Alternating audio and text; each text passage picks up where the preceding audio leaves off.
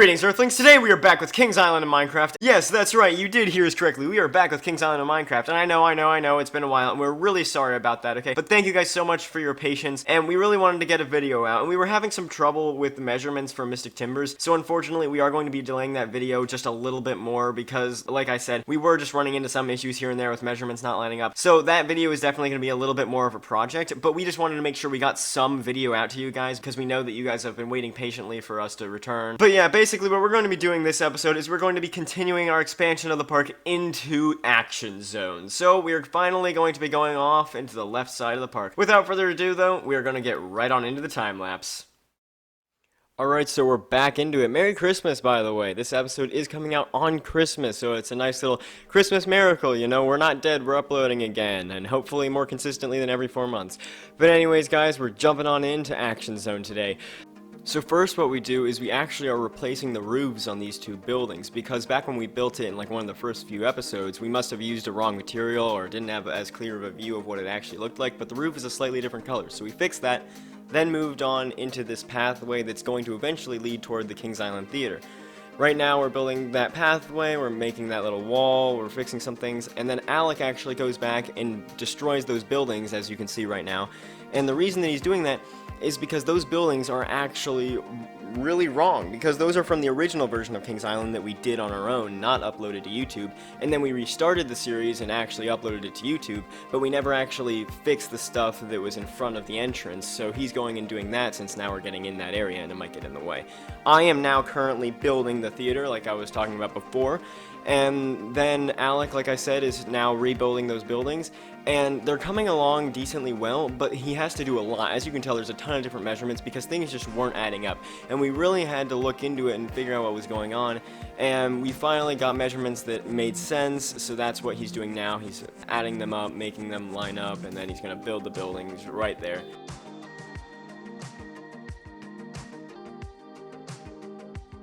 And then also something else that he's doing, as you can see, is all of these little grass patches were also in the wrong spot, and so was the metal detectors. Like I said, that entire area, we hadn't really figured anything out for that since the restart of the series. And so he's just going back, measuring all that, redoing all that stuff, and that circle is not even centered with the stupid entrance, and it's supposed to be like that. The Kings Island just did that for some random reason. Here I am over here making the rest of the theater, the front of it. So I'm making these little arms out of brick, and then the center part I do separately because it's taller, and then the entrance actually goes there, and there's a little clock tower, and those like supports, like the pillars that hold up the entranceway, it was so hard to find a way that they made sense, but you know, I ended up figuring it out. There we go, you can see me adding all the windows and the finer details. Then here we go, adding all those little connecting pathways that I was talking about earlier that go up to the theater, and then one that goes through like across like a dirt pathway to that green roofed building in the back of the theater. I'm not really sure what that is, some storage building or whatever.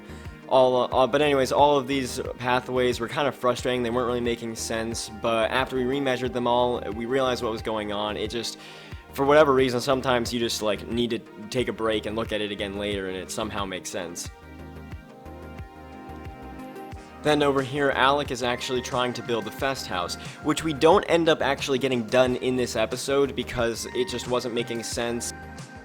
And what we were doing for the rest of the episode is over elsewhere, so we figured this isn't really in the section that we're doing anyways. We'll come back to it when our brains are refreshed and hopefully something makes more sense like I was talking about earlier. So ignoring that because that ended up not working, we're back over here where you can see I'm connecting this pathway to these buildings where you buy tickets. And then there's a lot of terraforming that I do as well, where I build trees and a lot of stuff over here with the land as well.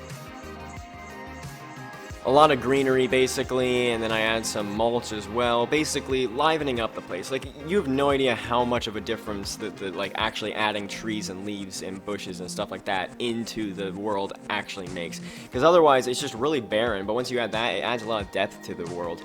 And then moving on over here, we're going to be building Chicken Shack, which is what we're doing right now.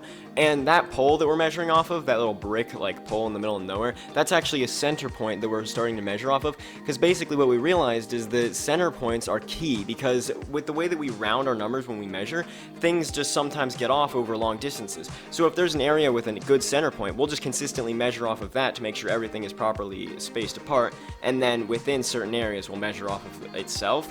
But for bigger areas like that, like where there's a center point inside of a plaza, we'll use that. There you can see we just finished the Chicken Shack. I built the bathroom as well, and this little wooden fence that goes around there, and then I'm building this wooden fence that kind of follows up into this area behind the theater, which is going to be Invertigo's station.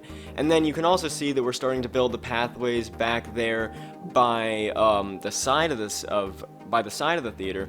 That stuff basically pretty much almost an exact mirror of the other side, where it's just random pathways. I don't know why there's so many doors into the side of the theater, but there is.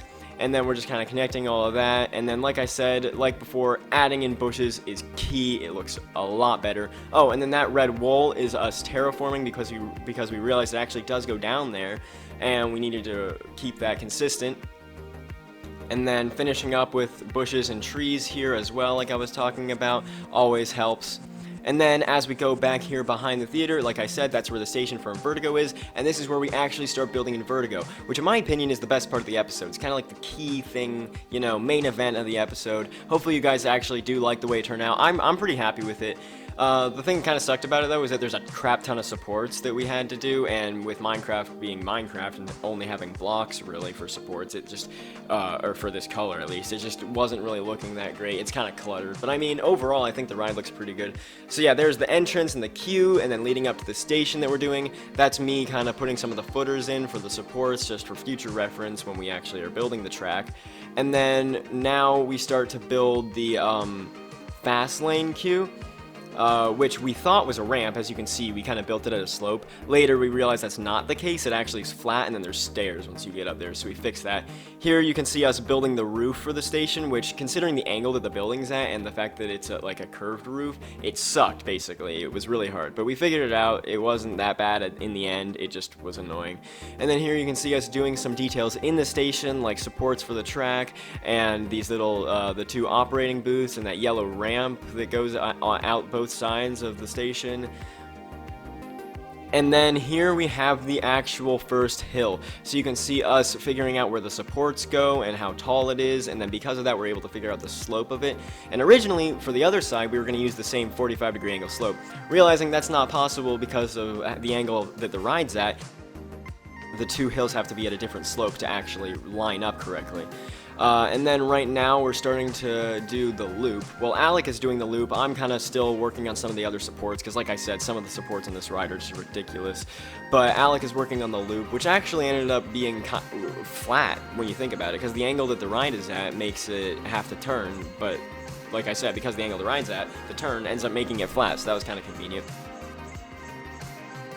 Now I'm working on the Cobra roll in the back of the ride, in the back of Invertigo.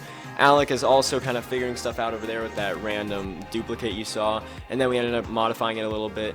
And then moving on over here, so we ended up realizing that there were more things over here in the plaza outside the main entrance that we hadn't done. Like there's this weird curved you know, patch of different colored concrete, which we used this block for. Definitely suggest anything better, but we literally have no idea what else to use that's that color. And then Alec is over here doing some more pathways and more fence work over underneath Invertigo, you know, just adding more of those little details that you need. And then adding some trees as well, you know, because there are a lot of trees there. And then here I come in as well, adding some more pathways and some more buildings that are back there, just miscellaneous small details, but they are important. We don't want to leave any detail out, as well as just some gravel patches that we forgot. There's some lights that I added back by the back of Invertigo that are important as well. And then you can see me right now adding in some stuff by the side of the theater that we forgot when we built it, just finishing that up. So now that whole area is officially done. Here you can see me outlining the other side of Invertigo's pathway. So, you know, that little plaza out there is officially complete, and now we can start working on Congo Falls. And all those lines of wall you can see with us measuring is actually because we ended up having an area that was too far over to the left, so we just scooted like half that little area over you saw. Anyways, here's Congo Falls, okay? So that red is like the entire ride. It's literally just a big oval. So we ended up building it and, you know, making the supports and, you know, for the top section at least. And then I realized that we never actually measured the supports properly, and after I did, we had to redo the slopes, which is what's going on right now. So for the drop and the lift, the supports were wrong and we had to redo the slope, but you know, it wasn't that big of a deal. Now I'm actually outlining kind of like the curb of the entire ride so that we can start terraforming. And speaking of terraforming, that's what I'm doing right now. This red wool is like me outlining where the base of the water is. So now the water's all filled in, and now you can see that I am starting to actually terraform and get rid of the red wool so that it's all sloped and pretty looking. And then there's a fence that I put on the back side of it. Add that little stone section in, it's kind of like a loading dock. There's a couple little maintenance type things. And then the roof of this building was such a freaking pain because there's like 2 different levels of it and it's not at a fun angle. It's really just not a good time, like, whatsoever. But, you know, I think it turned out okay for being such a pain. You know, we also did the queue. This is the exit right now, which Alec is doing. He's just doing this little exit, which also goes over the actual splashdown area. So if you stand on it, you get splashed. It's pretty fun. Honestly, you get more wet there than you do on the actual ride.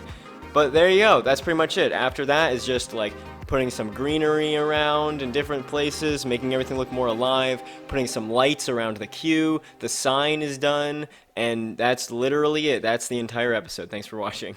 Alright guys, that's gonna be it for this episode of Kings Island in Minecraft. I hope you guys did enjoy it. So yeah, it was definitely way overdue for an episode. I am so sorry about the delay, but you know what? I hope that the quality is still there, and I hope you guys are still enjoying it. And if you are, make sure you definitely leave a like on the video. It helps us know that you're enjoying these videos and want to see more. And yeah, we'll try and get more out as soon as we can, or at least not 4 months from now. And yes, I know what you're thinking. Is that trash can a Christmas present? Yes, it is, because we may or may not be recording this on Christmas Eve at midnight. So as always, here's the moment you've all been waiting for, the POV of Invertigo.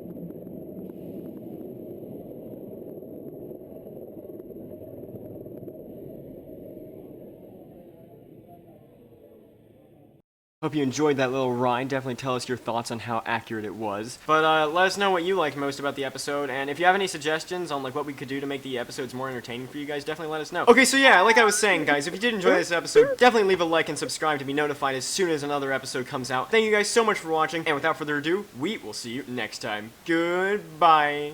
Bye.